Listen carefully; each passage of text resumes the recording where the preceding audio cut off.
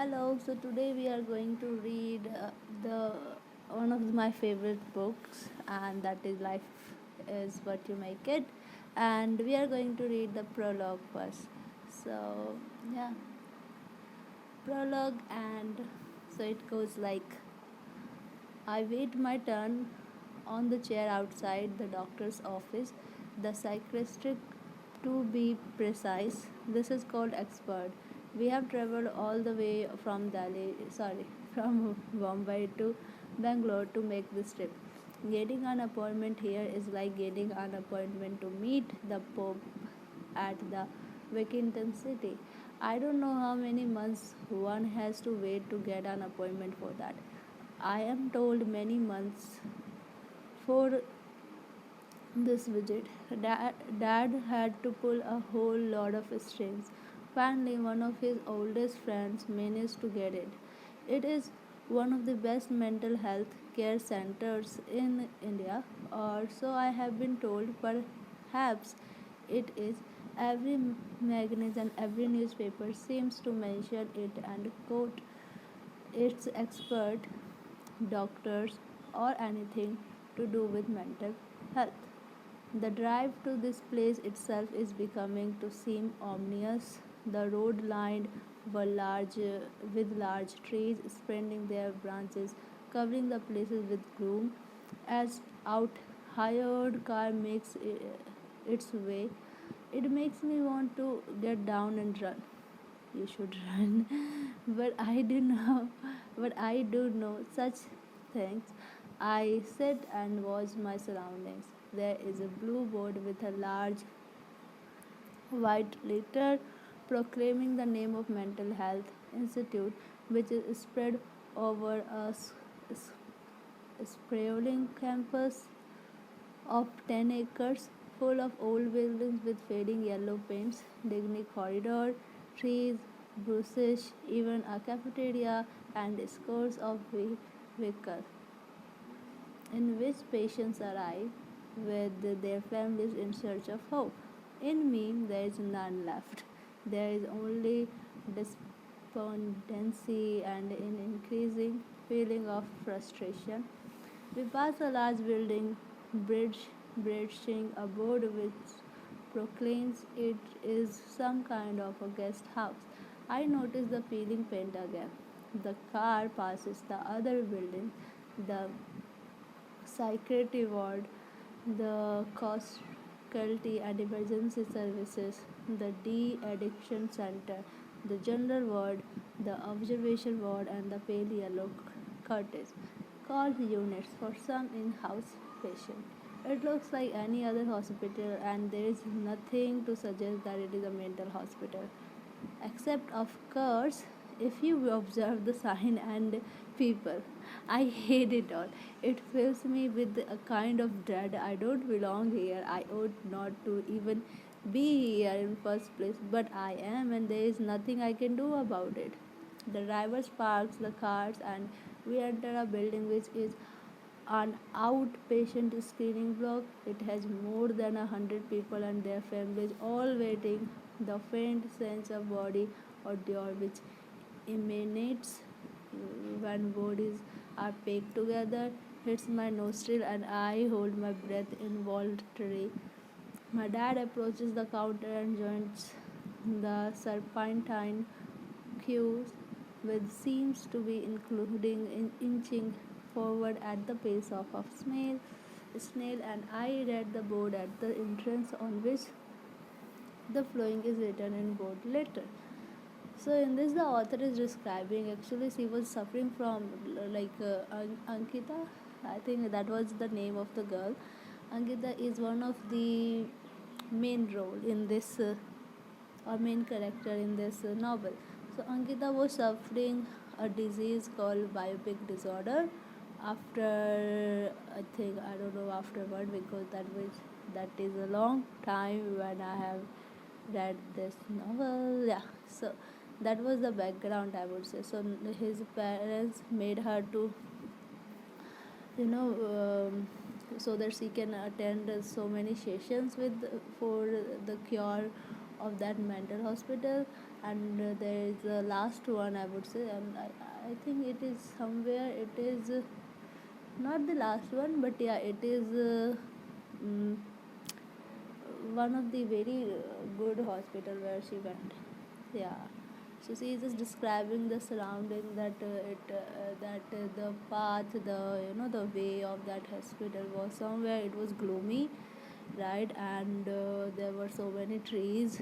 It was covering the path. It was seeming that she doesn't belong to here, and she was having so much doubt that she is here. And when she entered in the hospital with her family, so she was, she was having a bad smell of something something like that. Like, if you will go in any kind of hospital, you will encounter so many patients, so even your tension level will increase after seeing all these people. So she was saying there were hundreds of patients with their family waiting, and like that she was articulating the surrounding, that how does it look. So that is it. And let's come to the second page.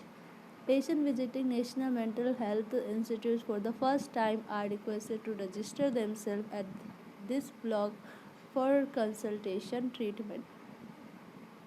Registration is carried out between 8 a.m. to 11 a.m. on all days except Sundays and certain specific holidays. Please observe here. I realize when a sneaking feeling that the patient now refers to me. I feel helpless, I feel lost, I feel angry, and in my mind I think that the whole mental institute thing is bullshit. Okay, okay. Hi, they talk nonsense and have no clue as to what they are doing or saying. I don't want to be here. I don't want to see my psychiatrist or doctor. My opinion now does not matter to anyone. I had my chance and I screwed it up badly. Now I have no choice except to listen to my parents and go along with whatever they suggest. So much for my attempts at being independent, so much for my attempts as being an adult. I sit between my mother and father. I feel like a kid, but I am 21, a full grown adult, at least technically. The chair is made of metal and feels cold. I try to hide the scars on my wrist and adjust the broad leather strap of my watch, not watches, watch, of my watch. Out of habit, curiosity, curious stares and words, the look of pity irritates me. I don't want any of it, especially not now, especially not today. I don't regret my past actions at all. Physical pain is far easier to bear than mental agony. To be really honest, if I had another chance, I would think I'd do it again. Oh God. Yeah, see, if there are people who are very much minimalistic, so in that what happens, they are not that comfortable when it comes to sharing their feelings with others. So if something that is very top of their head, something that they cannot control, so they'll try to do physical harm, self harm to themselves, so that they can endure their pain.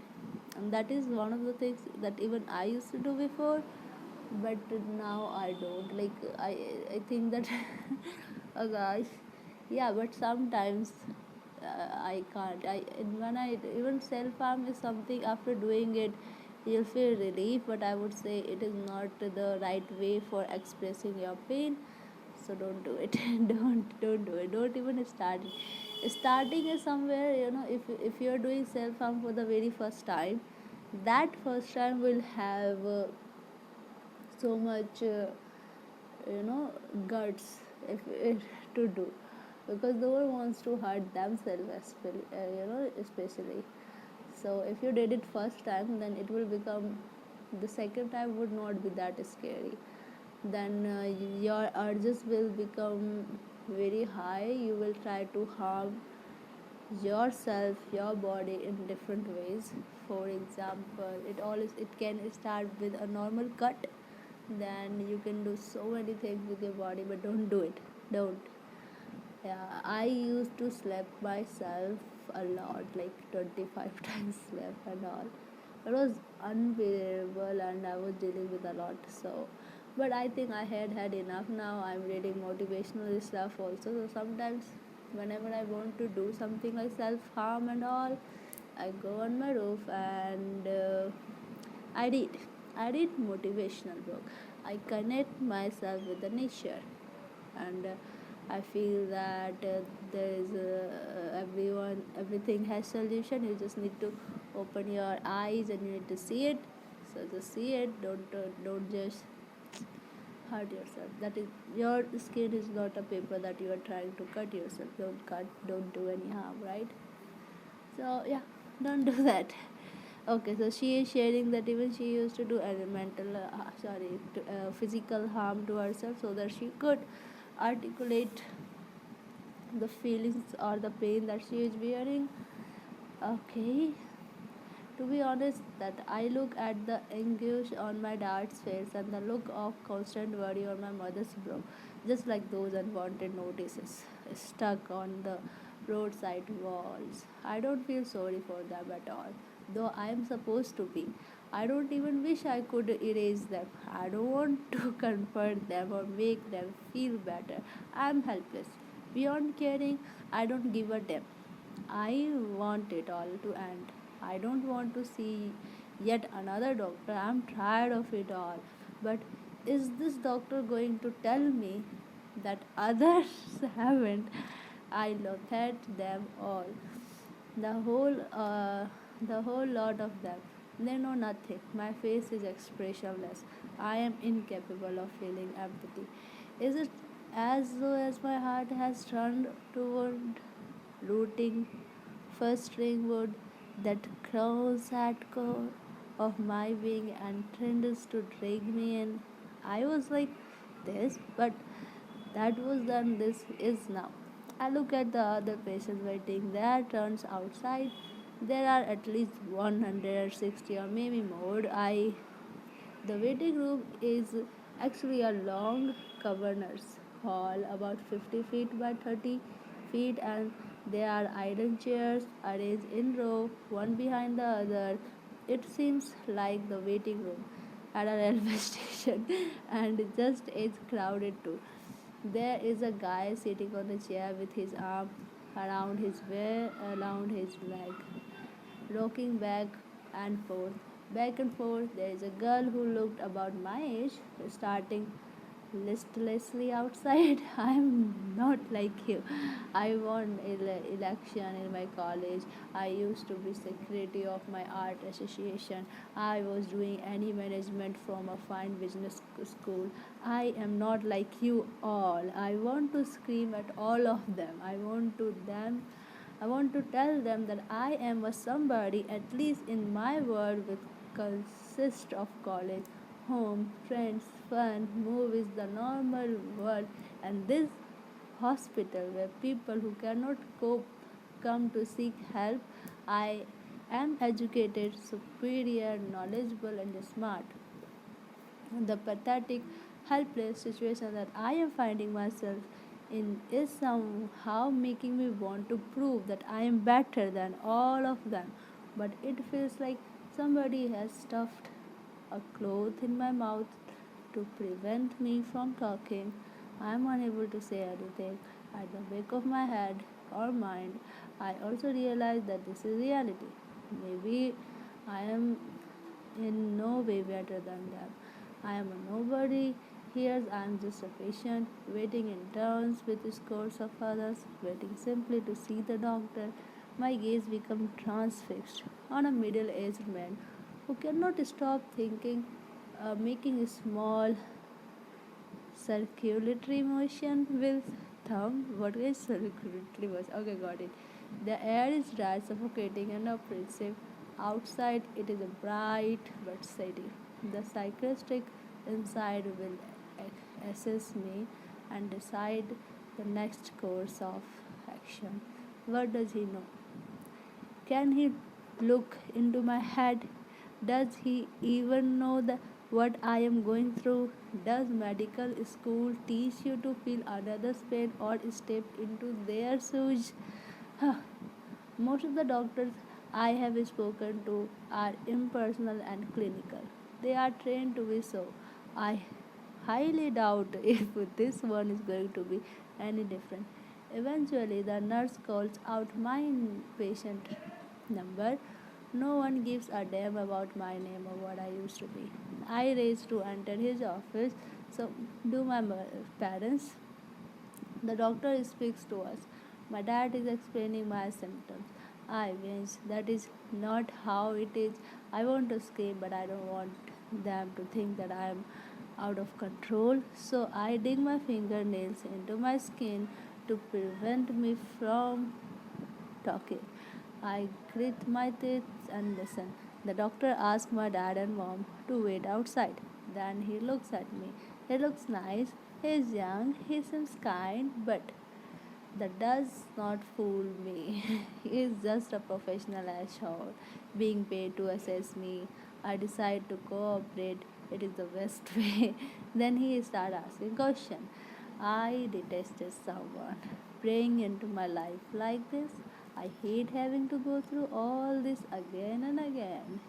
He starts off with Moore's question. Childhood, school, college. I look at him dully. I don't feel like telling him anything. Look, he says, I need to enter all this info here. Do you want to tell me or do you want me to ask your parents? I feel trapped, concerned, exasperated, and suddenly very tired. I just want it to end, so I start to answer. Right? So now what happened? The doctor where she went, so she was explaining the people that whom she was looking at. So she said, okay, like there was one of the person and he was doing this, then she showed a girl who was very similar to her age, and then she was saying, okay, but we both are not similar. Then she started, you know calculating the cognition that she had made till now, right? Then she started saying that I was this security of the art in art club in my school, and some other cognition, right?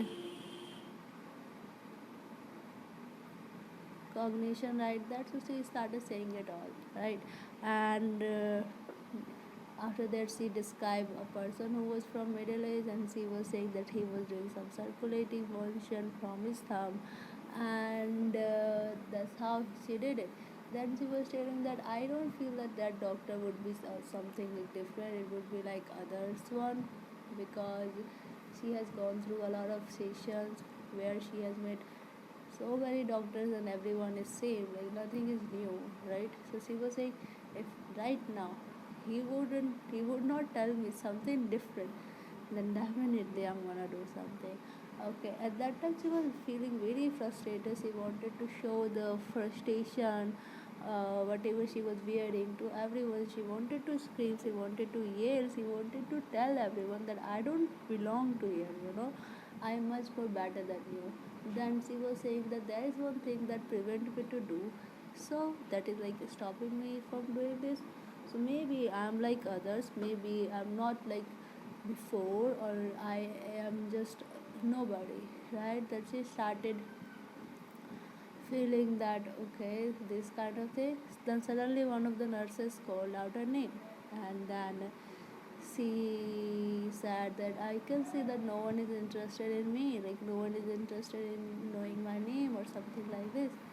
Then after that she said that okay, that when she called out my name, so I went to her, and my family did too. Okay, so we went and we encountered that doctor, and my dad told all the symptoms that he was seeing me in me or I was having, and he articulated them to him. After that, yeah, after that he said, okay, you may please go out to my parents and I'll talk to her, like one-on-one conversation. And he started asking some question, the same question, daily question that everyone asks, that what about your school, college, and all other stuff. So he started the same thing. Now I was thinking that I really want to end this all stuff, so I was giving answers. Like I was just answering everything that whatever he was asking, right? And in his head he was something like that she doesn't want to stay here, she wants to get out from here. So these things happened. Okay, so this is it, this is the prologue. Okay. hmm and we'll read the first chapter right after this.